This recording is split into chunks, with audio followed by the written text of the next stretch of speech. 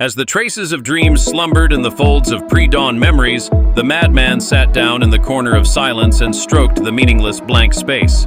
It was an indescribable shore, like a melody without a tuning fork, walking along the abyss of time hidden beneath it. There, moments did not accumulate, but drifted like mist, and hard shells collapsed softly. The Madman is a game that strips away the mask of sanity, or a mist of subtle contradictions piercing the lungs of logic. He feels the distortion of structure in the wind with his fingertips.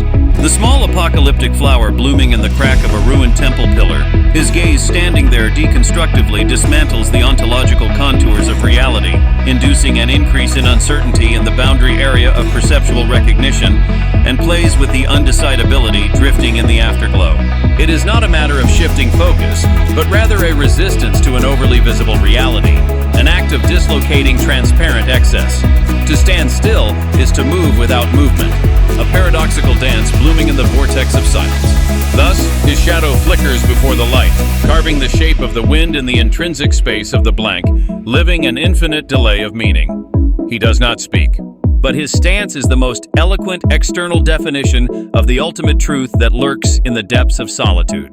Beyond the hazy atmosphere, the wind-mad man stands alone, wrapped in lingering echoes, traveling back and forth between the past and the future. His gaze simultaneously reflects collapse and reconstruction, becoming a vivid melody like a mirage, blurring and then revealing the contours of existence. Words are wiped away, and only the essential reality that remains unspoken drips like dew onto the ground. Deconstructed meaning rides the wind, drifting in search of a new form. What is reflected in the madman's eyes is a faint spark of hope.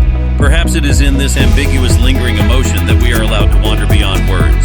It is a premonition that cannot be expressed in thought, and his shoes are wet with the rain of ideas, seeping into the margins of the world, and with each step he takes, the sound of fiction rings out. The blank space between bones, to call it universal validity, felt too intangible. The wind blows through, tearing apart the echoes of interpretation. Still, he does not turn back.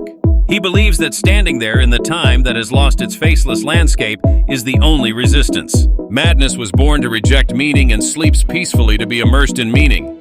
Behind him, the wind outside of words laughed. When the haze swallowed the nectar, the particles of memory gained autonomy and whispered to the universe. Madness used silence as an excuse to intercept the infinite boundary line and occasionally peeked behind the countless selves that flowed. Twilight carries the tremors of particles and waves, and lingering emotions descend as a sharp harmony dwelling in the gaps between cells. Weaving in sensations invisible to the eye, it slowly dismantles the seams of existence. Here, thought dissolves into foam, and words race through the synapses of emptiness. The mad wind picks up its trajectory and turns the endless game into play. Every end is the shadow of a beginning. Every boundary is a transparent reversal. The mad wind, standing in the hazy afterglow, becomes a mirror leading to a horizon beyond the workings of consciousness. Beyond lies soundless resonance and infinite points of connection. The moment one plunges into that void, the heart becomes a hinge, opening the door to spacetime.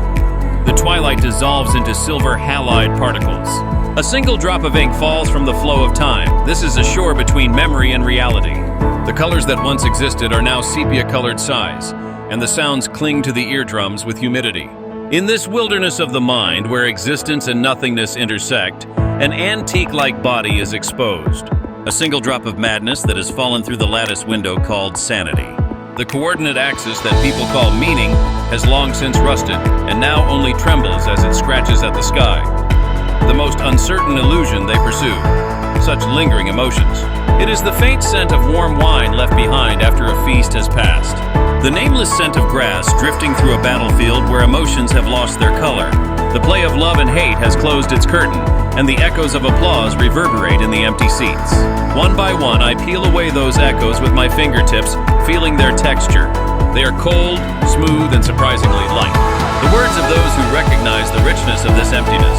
The heretical soul that scoffs at the secular logic that claims unfulfilled desire is normal, pouring the mist itself into the cup of emptiness and drinking it dry.